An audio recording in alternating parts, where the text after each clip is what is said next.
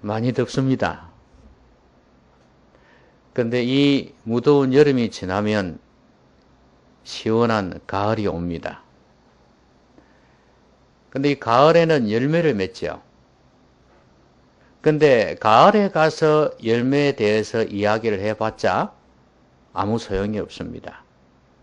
왜냐하면 열매는 봄에 시작해서 여름에 열매를 좌우하기 때문에 그렇습니다. 그러니까 여름을 잘 견디지 못하는 나무는 가을에 열매를 맺을 수가 없습니다. 지금 이 더위 때문에 많은 과실을 맺는 나무들이 사투를 벌이고 있을 겁니다.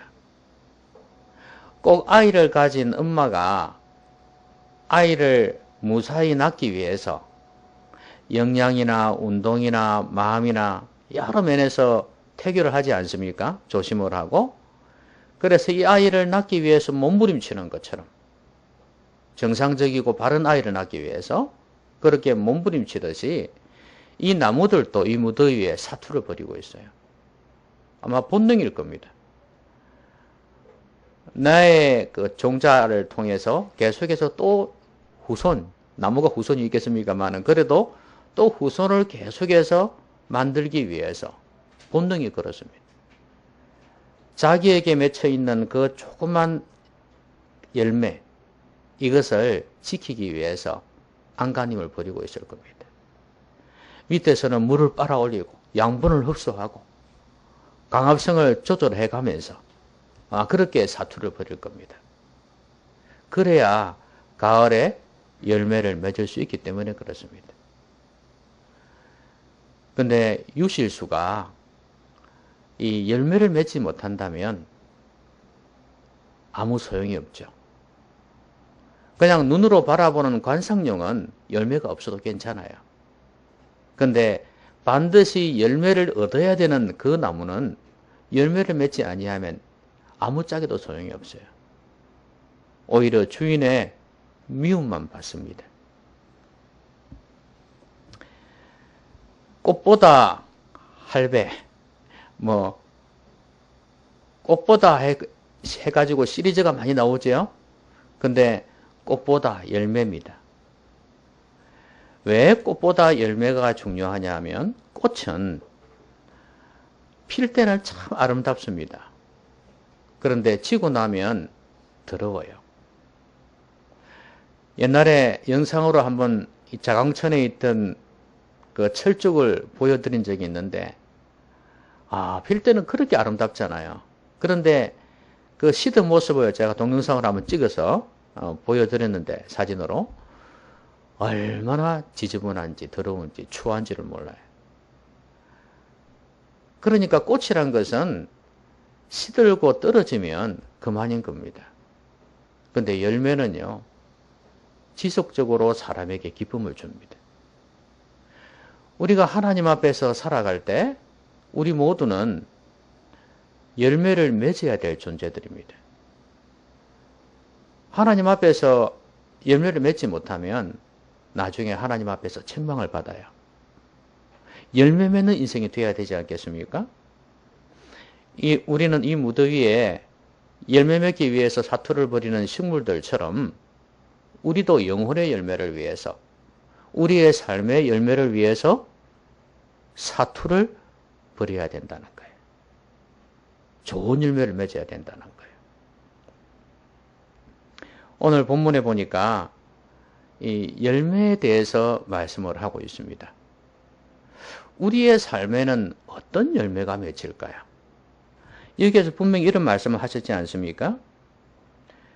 좋은 나무는 좋은 열매를 맺고 못된 나무는 못된 열매를 맺는다. 그렇게 말씀을 하셨거든요. 결국은 나무는 그 열매로 안다고 그랬어요. 그러고 보면 우리의 삶의 열매는 참 중요합니다. 그러면 우리의 존재를, 우리의 인격을, 우리의 신앙을 판단할 수 있는 우리의 삶의 열매는 어떤 게 있을까요?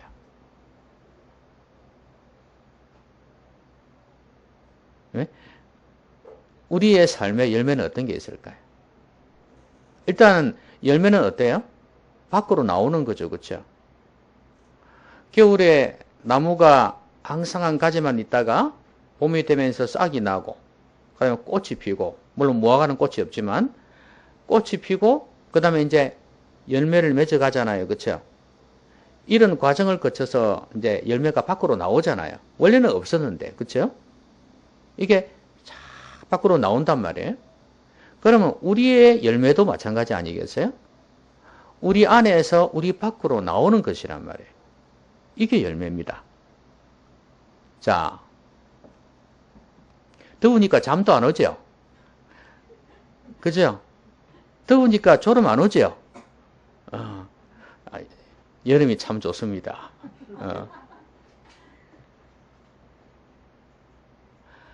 자, 우리의 삶의 열매는 제일 첫 번째로는 말이에요, 말. 우리 안에서 밖으로 나오는 거지 않습니까? 그렇죠? 오늘 성경에 보니까 이런 말씀이 있습니다. 45절에 보니까 열매에 대한 말씀을 하시고 난 뒤에 선한 사람은 마음에 쌓은 선에서 선을 내고 악한 자는 그 쌓은 악에서 악을 내나니 이는 마음에 가득한 것을 입으로 말함이니라 그랬지 않습니까? 그러니까 입을 통해서 선을 낼 수도 있고 악을 낼 수도 있다는 거예요. 그러니까 우리의 삶의 첫 번째 열매는 말이에요. 말이란 것은 정말 중요합니다. 말 한마디로 천냥빚을 갚는다는 말이 있듯이 이 사람과의 관계에 있어서 말은 정말 중요하죠. 그런데 이제 저도 이 목회자다 보니까 이 말에 관한 책을 많이 보게 돼요. 뭐 화술이라든지 그 다음에 말에 대한 커뮤니케이션에 관한 그런 책을 보게 되는데 대부분의 책들이 어떤 내용을 다루냐 하면은 그냥 기술이 있잖아요. 스킬, 테크닉에 대한 이야기가 많아요. 말을 어떻게 할 것인가. 그러니까 안에 있는 어떤 것은 생각하지 않고 대부분이 그래요.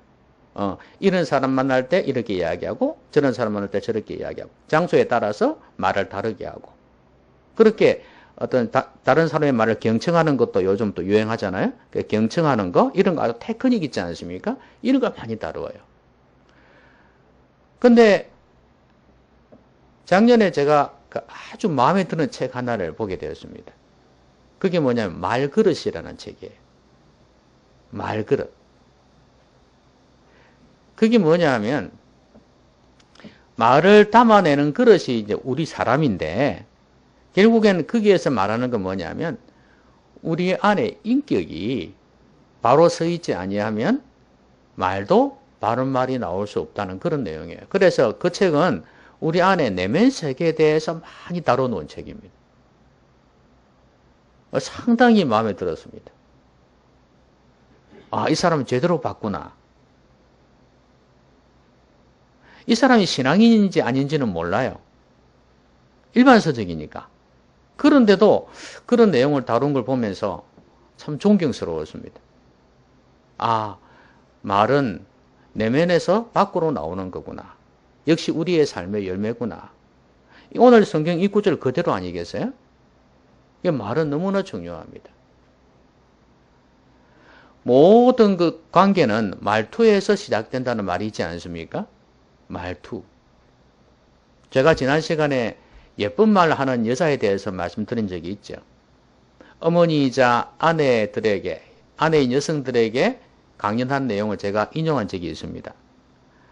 그래서 아주 예쁜 말을 하는 어머니, 예쁜 말을 하는 아내, 사랑받는다. 그런 말씀을 드린 적이 있습니다. 그러니까 말을, 같은 말이라도 어떻게 하느냐가 참 중요하단 말이죠. 이거 인격이거든요. 원래 내 성격은 그래. 뭐 안 변하는데 어떡할 거야. 이래버리면 안 된단 말이죠. 같은 말이라도 좀 예쁘게 포장을 해서 말하면 얼마나 좋을까요? 근데 그게 안 된단 말이에요. 왜요? 내면에서 나오는 것이기 때문에 그렇습니다. 우리의 마음에 좀 더 여유를 가지고 사랑의 마음을 가지고 이야기를 하면 될 건데 그게 잘 안 돼요.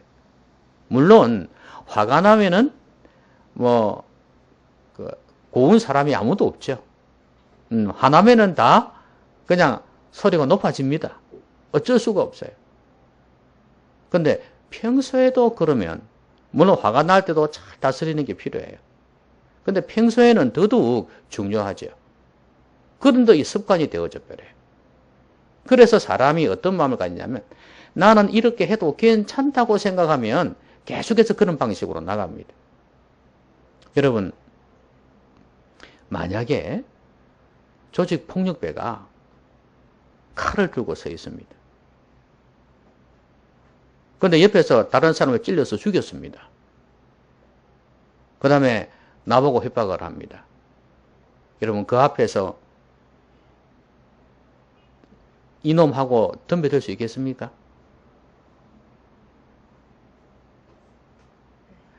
옆에서 죽어나가는 걸 봤어요. 여러분, 고운 말을 쓸 것 같습니까? 이놈 저놈 하면서 험한 말을 쓸 것 같습니까? 여러분이라면. 못합니다. 벌써 우리의 뇌가 딱 신호를 보냅니다. 너 그러다 죽는다. 봤잖아. 그러면서 딱 신호를 보내면서 그러면 안 된다는 신호를 보내면서 마음에 다짐을 합니다. 아, 안 되겠구나. 꼬리를 내려야 되겠구나. 그래서 예 이렇게 할 수밖에 없게 되어 있습니다. 그런데 만약에 반대로 그 한 사람이 힘을 써서 이놈을 제압을 했단 말이죠. 때리고 주먹을 치고 힘이 없어 별로. 그래 놓고 도망가 버렸습니다. 나도 조금 운동 꽤나 했는데 싶은 생각이 듭니다. 어떨 것 같습니까? 한번 해볼만 하죠? 그래서 나도 저놈처럼 험한 말하고 덤벼들면서 무너뜨리고 갈 수 있습니다. 이 뭐냐 하면 그래도 된다고 생각하는 거에 따라서 사람이 행동을 하게 되어 있단 말이에요. 말이라는 것이 그렇습니다. 내가 만약에 이런 말을 했을 때 정말 안 좋은 일이 벌어지고 나한테 엄청난 손해가 온다고 생각하면 감히 그런 말 못합니다. 그런데 상대방을 깔본다거나 무시하기 때문에 요즘 갑질처럼 말해 내가 이런 말을 해도 된다고 생각하니까 그 말을 계속하는 거예요. 아무 문제가 없으니까. 이때까지 대한항공이며 아시아나항공이며 갑질 파티 같은 거 많이 있었지 않습니까? 이때까지는 왜 지내왔어요? 아무도 문제 제기를 안 했으니까. 그런데 이제 여기저기서 막 들고 나오니까 감히 그렇게 하지를 못하잖아요. 그렇습니다. 말이란 것이 그래요. 우리가 하나님을 두려워하고 하나님 앞에서 산다고 생각하면 말에 있어서 이래서는 안 된다고 생각하면 좀 더 조심해질 것입니다. 하나님을 두려워하는 그것이, 두려워하는 그 마음이 우리의 말을 결정할 수 있다고 말이에요. 한 번은 제가 아파트 입구로 들어가는데, 이제 좌회전을 틀어서 입구로 들어가거든요. 근데 그 앞에서 이제 젊은 부부가 내 차가 들어가는데 보고 있더니 차가 들어오니까 멈칫할 거 아니에요. 근데 이 젊은 사람이 이 거리가 자기는 충분했다고 생각했는지 확 뛰어드는 거예요. 나는 머뭇거려 서 있는 걸 보고 나 들어가는데 자기들은 그 간격이 충분하다고 생각했는지 팍 뛰어가 버렸어요. 나는 가고 있고 어찌 되겠습니까? 부딪힐 뻔했겠죠. 제가 브레이크를 확 밟아버렸죠. 근데 웃기는 게 이놈이 나한테 탁 와가지고 막 우락부락 하는 거예요. 근데 이상하게 저는 화가 안 나요. 화를 내야 되는데 이 자식 저 자식 하면서 이거 왜 뛰더냐 이래 해야 되는데 화가 한 개도 안 나요. 지가 놀랬겠다 싶어가지고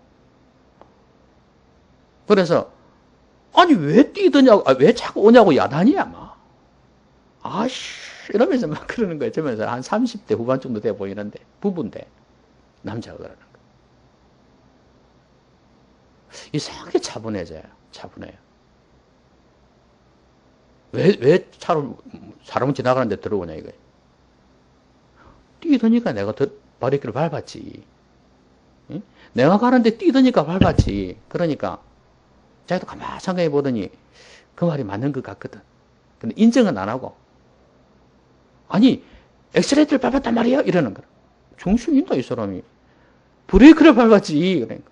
아, 이러더니 가버리는 거야. 제 컨디션이 좀 안 좋았으면 저도 아마 한마디 했을 거예요. 좀 세게 성질 내면서 했을 거예요. 근데 저는 그 친구가 꼬리를 내리고 그냥 간 게, 사람은 그렇잖아요. 옳고 그런 거 가지고 그렇게 안 하거든요. 지하기가 옳지 않아도 막 덤벼드는 시대잖아요. 운전하다 보면 그런 게 많잖아요. 근데 제가 차분했거든요. 그날따라 컨디션이 좋았는지 차분했단 말이죠. 그래서 그렇게 부드럽게 이야기하니까 그냥 가더라고요. 뭐 사고 난 것도 아니니까 뭐 어떻게 할 수도 없지만, 그러면서 제가 느낀 게 참 말이라는 게 중요하구나. 제가 만약에 그때 그 젊은이가 들어왔을 때 좀 더 부드럽게 했으면 어땠을까 생각도 해봤어요. 이거 많이 놀랬죠? 이렇게. 지가 잘했든 잘못했든 상관없이 많이 놀랬죠? 그러면 아마 벌써 딱 그 흥분되는 마음이 더 가라앉았을 거예요. 그렇죠? 그래 놓고 난 뒤에 나도 그쪽이 서 있는 거 보고 들어갔는데 그쪽도 내 차가 어느 거리가 있다 생각하고 뛰어든 모양인데 뛰어들어서 내가 브레이크를 밟았다고. 어쨌거나 많이 놀랬지요. 이랬으면은 아마 더 좋지 않았을까 싶은 생각도 해봤어요. 참 말이란 게 이렇다 싶은 생각이 들었어요. 여러분, 말은 열매입니다, 열매. 그러니까 우리 모두가 이 말에 있어서 실수가 없는 사람이 없죠. 야고보서에 나오는 것처럼 모든 사람이 실수가 있어요. 그렇지만 가능한 한 말을 갖다가 좀 더 순화시킬 필요가 있는데, 이거는 우리 내면하고 연관이 있다는 거. 좀 더 은혜로 충만하면 말이 좀 부드러워질 거고, 내가 은혜가 없이 내 마음이 온갖 세상 것들로 뒤죽박죽 되어 있으면 말도 험하게 나올 가능성이 많습니다. 마음을 잘 다스리는 게 필요하죠.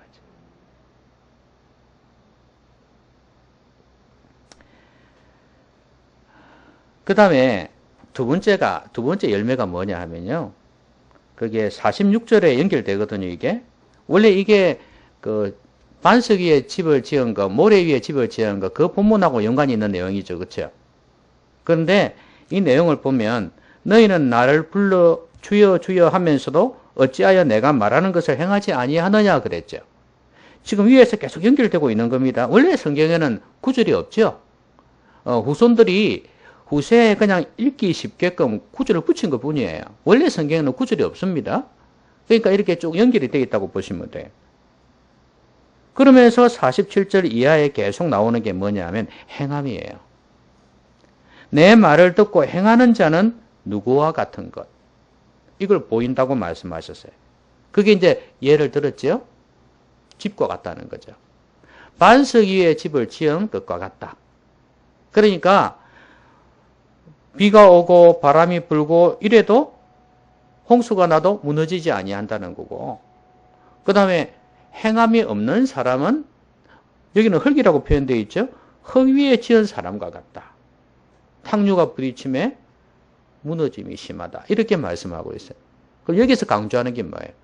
내 말을 듣고 지키는 자, 행하는 자에 대한 이야기. 여러분, 우리의 삶의 열매는 행함으로 나타나지 않겠습니까? 그렇죠? 네, 행동이란 말이에요. 행동. 이 행함은 우리의 삶의 열매 중에서 최고라고 해도 과언이 아닙니다. 왜냐하면 이걸 좀 다른 신앙적인 말로 표현하면 순종입니다. 순종. 순종은 우리의 삶의 열매입니다. 예수님께서 그 말씀 하셨잖아요. 아들이 2명이 있는데 큰아들 보고 그랬습니다. 너 내 심부름 갔다 오너라 그러니까 예 하고 나중에는 안 갔어요. 그쵸? 근데 둘째 아들은 어땠습니까? 안 간다 해놔놓고 나중에는 갔다 왔어요. 자, 예수님이 누구를 칭찬했죠? 큰아들 좋아하니까 큰아들 칭찬했을까요? 둘째 아들을 칭찬했습니다. 그러니까 큰아들은 유대인과 같은 존재들이에요. 처음에 말은 잘했는데 뒤에 순종하지 않은 것과 똑같아요. 이방인, 둘째 아들은 이방인인데 안 믿었잖아요. 하나님 안 믿었잖아요. 그런데 나중에 예수님 믿고 하나님께로 돌아오는 사람들이 많았잖아요. 이제 그걸 비유로 말씀하신 거거든요. 결국에는 뭐냐 하면 지금 현재 행하고 있느냐 안 하느냐 그게 더 중요하다는 거예요. 우리의 삶은 과거 타령만 하고 지나기에는 너무 아까운 시간들입니다. 지금 현재가 참 중요해요. 행함은 순종은 믿음의 열매입니다.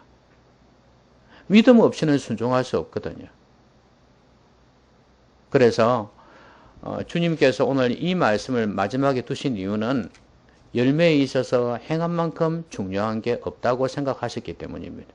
그런데 이 행함은 그냥 우리가 말하는 실천력을 이야기하는 게 아닙니다. 좀 더 실천을 많이 하는 걸 말하는 게 아니라 내 말을 듣고 행하는 자예요. 그러니까 순종이죠. 근데 이 순종이 되려면 말씀을 듣는 게 중요합니다. 여러분은 이 성경을 가지고 있으면서 불교 신자들이 종교 경전 읽듯이 이렇게 읽고 거기에서 좋은 말을 마음에 새겨서 요렇게 살아야 되겠구나 이렇게 생각하는 경우가 많죠. 물론 그것도 일반적으로는 필요합니다. 그러나 우리 기독교는 다른 종교하고 차이가 뭐냐 하면 우리는 그냥 이 읽으면서 좋은 말 있으면 이거 마음에 새겨야 되겠구나 팔정도처럼 말이에요.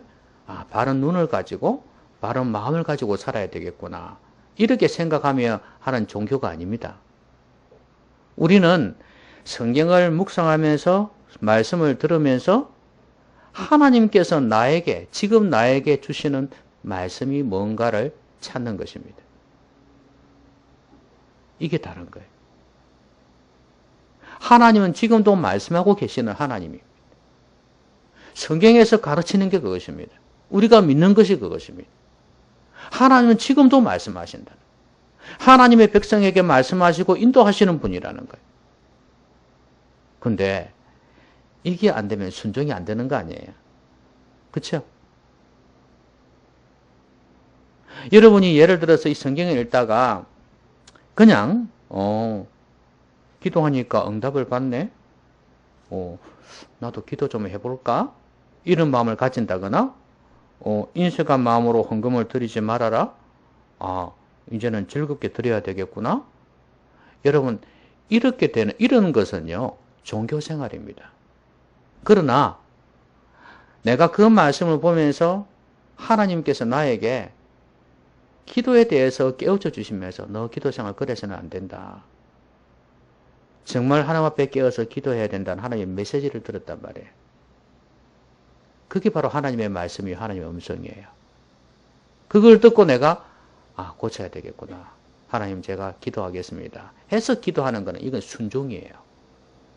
그러니까 하나님의 말씀이 메시지가 없는 데서 행하는 것은 종교생활이에요. 그게 쉽게 되지도 않겠지만 그러나 내가 하나님의 말씀을 듣고 행할 때는 그게 순종이 되는 거예요. 여러분 하나님 말씀을 잘 듣고 있습니까? 이거는 여러분이 죽을 때까지 고민하면서 싸워야 될 부분이에요. 하나님 말씀을 듣는다는 거 신령한 계시와 음성을 듣는다는 게 아닙니다. 성경에 보니까 환상 중에 하나님을 보기도 하고 하나님의 말씀을 듣기도 하고 천사들을 만나기도 하고 그렇게 하지만 우리는 그런 것까지 생각할 필요가 없습니다. 하나님 말씀을 통해서 내게 주시는 주의 음성을 듣는 것입니다.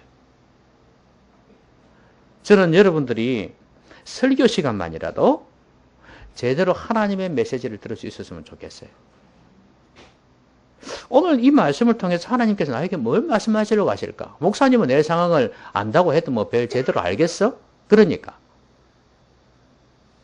내게 하나님 확 마음에 꽂히는 말씀, 내게 주시는 말씀 좀 들었으면 좋겠다. 그런 기대를 가지고 나오시란 말이에요. 그래서 주일 예배를 위해서 기도하면서 준비하고 나오시라는 거예요. 시간 되니까 11시 돼서 나와가지고 예배 드려봤자 하나님의 음성이, 하나님의 뜻이 내게 들려지겠냐 그 말이에요. 그러면 순종이 없는 거예요. 그러면 삶의 열매가 없는 거예요. 여러분 열매 없는 삶을 살고 있는 거예요. 무화과 나무를 보시고 열매가 없는 걸 보고 저주하셨죠? 마땅히 열매를 맺어야 되는, 특히나 무화과는 꽃이 없잖아요. 무화과잖아요. 꽃이 그 열매 안에 있거든요. 여러분 무화과 열어보시면 아시겠지만 그 안에 꽃술이고 다 있어요. 그렇죠? 예, 그걸 먹는 거예요. 그러니까 무화과로서는 더더욱 열매 없으면 안 되는 거예요. 우리의 삶이 그렇지 않습니까? 우리에게 뭐 대단한 게 있나요?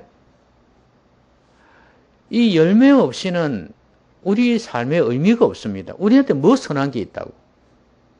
인생이 죄인인데 그렇잖아요. 순종 없이는 우리는 진짜 벌레맛도 못한 인간이에요. 그러니까 주님 보실 때는 이 열매를 요구하시는 거예요. 열매. 그러니까 순종하실 수 있도록 하나님 말씀을 잘 들으셨으면 좋겠어요. 자, 그 다음에 오늘 본문에 열매에 대한 말씀을 하셨는데 제일 먼저 뭐 이야기를 하셨냐면 소경이 소경을 인도하는 걸 말씀하셨어요. 여기서 앞에 소경은 유대 종교 지도자들을 이야기하는 거고요. 뒤에 소경은 백성들을 이야기하는 것이라고 보면 됩니다. 그러니까 제자가 선생보다 높을 리가 있나 이 말이죠. 그러면서 41절에 이어가면서 형제의 눈 속에 있는 티는 보고 내 눈 속에 있는 들보는 깨닫지 못하느냐? 너는 내 눈 속에 있는 들보를 보지 못하면서 어찌하여 형제에게 말하기를 형제여 나로 내 눈 속에 있는 티를 빼게 하라 할 수 있느냐? 외식하는 자여 먼저 내 눈 속에서 들보를 빼라. 그 후에야 내가 밝히 보고 형제의 눈 속에 있는 티를 빼리라. 그러면서도 열매 이야기를 하고 있단 말이죠. 여러분 여기에서 말하는 열매가 뭘까요? 지금 이 유대 종교 지도자들에 대해서 말하는 게 뭐예요? 너희들은 존재 자체가 잘못되어 있기 때문에 못된 나무이기 때문에 못된 열매를 맺고 있다는 이야기예요. 그렇죠? 그러니까 너희들이 소경으로서 소경을 인도하는 것밖에 안 된다 그 말이에요. 바른 길로 인도할 수 없다는 거예요. 그러니까 너희들이 좋은 존재가 되는 게 필요하다. 그게 뭐냐면 내 눈 속에 있는 뭘 빼라고요? 들보를 빼란 말이에요.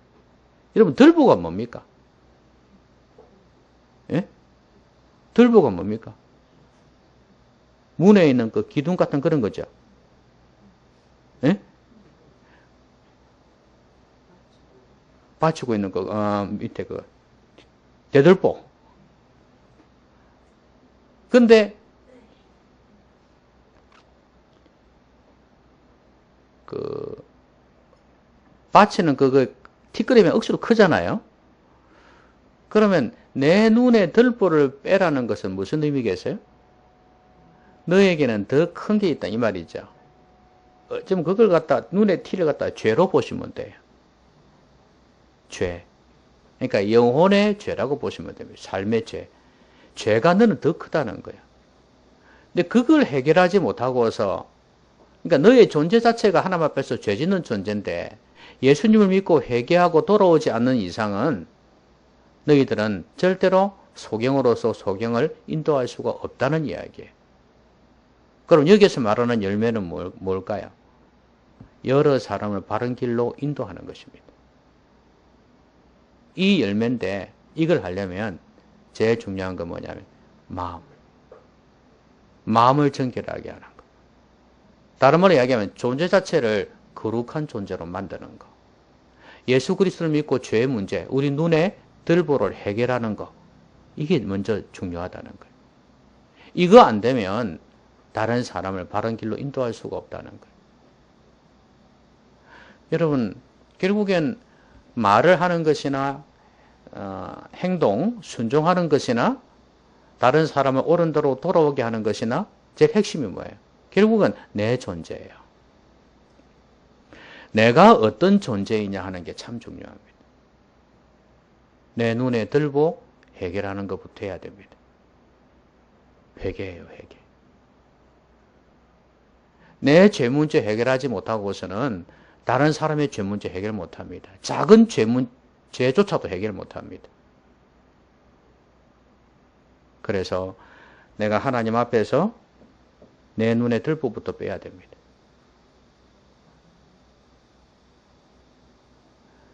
이게 안 되는 경우가 너무 많습니다.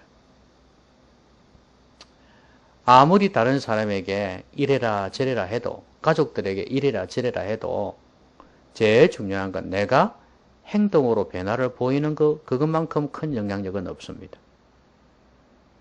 남편이 아내에게 제발 순종해라 해도 아내가 남편에게 요새는 사랑해라 말 잘 안 하죠? 니도 순종해라 그러죠? 근데 중요한 거는 내가 변화된 모습 보이면 상대방이 바뀝니다.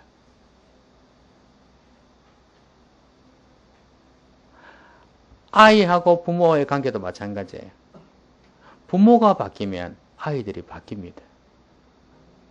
또 반대로 아이들이 스스로 바뀌면 부모가 잔소리를 안 합니다. 공부를 안 하는데 게임 그만하고 공부하라 그러는데 엄마가 잔소리를 하잖아요. 그러면서 잔소리 듣기 싫다고 그러면서 또 하자. 그런데 내가 먼저 바꾸어 놓으면 엄마 잔소리 안 합니다. 그래서 지혜로운 놈들은 어떻게 하냐면 몰래 하죠. 몰래. 아주 머리 좋게 엄마 안 보는 데서 그러면 이제 잔소리가 좀 적어지겠죠. 그러나 그게 안 들키겠습니까? 들키지. 그게 중요한 거는 엄마가 충분히 안심할 수 있도록, 아빠가 안심할 수 있도록 삶을 바꿔버리는 것입니다. 내가 아는 6학년 학생 한 명이 그래요. 너는 게임 안 하냐? 중학교 1학년입니다. 여학생인데. 너는 게임 안 하냐? 그러니까 게임 안 한대요. 그리고, 그러면 너는 그 트와이스 같은, 레드벨벳 같은 그 가수들 좋아? 안 하냐? 워너원 같은 게 있잖아요? 안 하냐? 그러니까 안 한다는 거예요. 야, 다른 애들은 그런 사진만 보면 환장을 하는데, 왜 좋아 안 하니? 그러니까. 아유, 그거 좋아하면 뭐합니까? 그 아들이 나를 좋아하는 것도 아닌데, 그 아들이 내 신랑 될 것도 아니고, 내가 뭐 한다고 그거 못 들고 다닙니까? 이러는 거예요. 야, 얘가 철이 들었구나 싶은 생각이 드는 거 있죠. 그러니까, 이 아이가 벌써 이렇게 철이 들었잖아요. 그런 것처럼 게임이든 뭐든 간에 내가 열심히 공부한다. 인생이 바뀌었다. 진짜 이건 아무 소용이 없는 거구나. 이 게임이란 게 그때만 즐겁지. 좀 지나고 나면 머리 아프고 이거 진짜 시간 낭비고 공부 안 되고 야 이건 내 인생에 진짜 이건 병이구나 싶은 생각이 들면 어떻게 되겠어요? 딱 끊어버리고 공부하기로 마음먹는단 말이에요. 그러면 그걸 부모가 알 수 있을까요? 모를까요? 느낍니다. 여러분 그때 잔소리 할 것 같습니까? 안 할 것 같습니까? 할 것 같아요? 안 할 것 같아요? 절대 안 합니다. 절대 안 합니다. 예. 응? 이 청년들 많이 있습니다만 청년들도 마찬가지예요. 자기 최상 정리하고 자기 단돌이 잘하면은 부모 잔소리 안 합니다. 그러니까 내가 바뀌면 잔소리는 줄어드는 겁니다. 마찬가지로 하나님 앞에서 우리의 이 내면의 변화, 이것이 바로 되어질 때 삶의 열매가 맺혀지는 겁니다.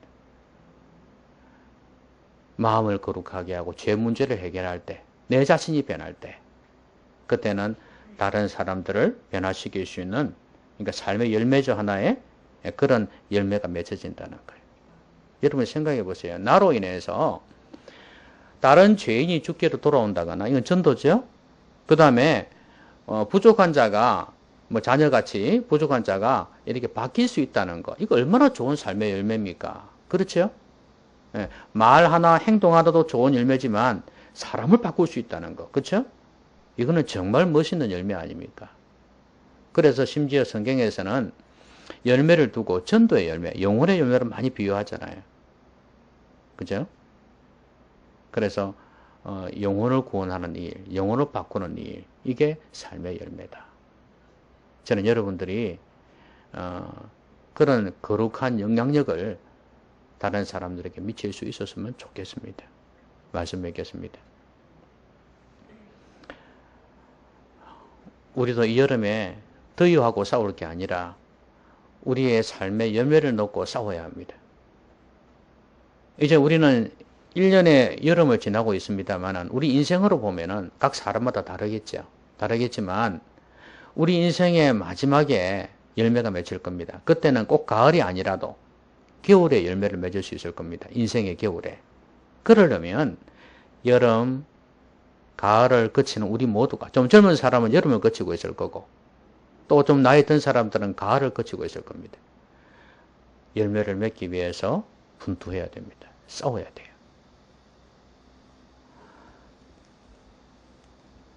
오늘 말씀은 우리에게 열매 맺는 삶에 대해서 말씀합니다. 제일 먼저는 말이었어요. 말. 나이가 들어갈수록 좀 더 고상해져야 되겠다. 그런 생각을 참 많이 해요. 예? 나이가 들어갈수록 천박해지는 사람도 많습니다. 그죠? 예. 들어갈수록 더 고운 말을 쓰고 젊은 사람들에게 존경받을 수 있는 그런 사람들이 되어져야 되겠다. 제일 중요한 건 하나님 앞에서의 말. 제가 저번에 말씀드렸죠? 가나안 여자. 예쁜 말 해가지고 하나님 앞에 칭찬 들었지 않습니까? 그래서 우리가 하나님 앞에서도 믿음의 말, 부정적이고 원망하는 말이 아니라 긍정적인 믿음의 말을 많이 해야 되겠다. 그 사랑받는 존재가 돼야 안 되겠습니까? 열매예요, 열매. 그 다음에 행함인데 순종이에요. 순종이 지속적으로 일어나야지 우리의 삶 전체가 행함으로 가득 찰 거 아니겠습니까? 열매가 많아지겠죠? 예. 여러분, 열매도 많아야지 좋습니다. 베네골 가보면요, 사과나무를 볼 수가 있거든요. 지나가다 보면. 한 나무에 어떻게 그렇게 사과가 많이 맺히는지 몰라요. 와, 그거 보면서 너무 아름다워요. 한두 개 있으면 보기 싫어요. 우리의 삶도 열매를 많이 맺어야 돼요. 순종의 열매예요. 말씀을 들어야지 순종할 수 있지 않겠습니까? 부모의 말을 이쪽 귀로 듣고 이쪽 귀로 흘려버리면 순종할 수 있을까요? 없을까요? 안 되죠. 듣고 마음에 새겨야 순종하겠죠. 그렇지 않습니까? 딱 보면 알아요. 지금 저놈이 내 말 잘 듣고 있다 안 듣고 있다 보면 알아요. 근성으로 듣는다 딱 알아요. 거기에서 순종이 결판은 납니다. 결판 나요. 판가름 나요. 마찬가지로 하나님 말씀 들을 때도 그래요. 마음에 새겨야 돼요. 듣고 마음에 새기는 사람은 순종으로 나타날 가능성이 많습니다. 제일 중요한 건 뭐냐면 영혼들을 바꿀 수 있다는 것. 가족이든 다른 사람이든 죽기로 돌아오게 하든지 삶이 바뀌게 하든지 그러려면 내가 바뀌어야 돼. 제일 중요한 건 내가 바뀌어야 되는데 내 변화는 내 마음속에서부터 시작한다. 내 허물부터 바꾸는 것입니다. 그럴 때 다른 사람을 바꿀 수 있습니다. 이런 삶의 열매를 맺는다면 우리 인생은 하나님 앞에서 칭찬 들을 수 있는 인생이 될 것입니다. 좋은 열매 맺으시기를 주의 이름으로 기원합니다. 같이 한번 기도하겠습니다. 오늘 말씀 생각하면서 내게 주신 말씀이 있을 거예요. 그 말씀 생각하면서 같이 한번 기도합니다.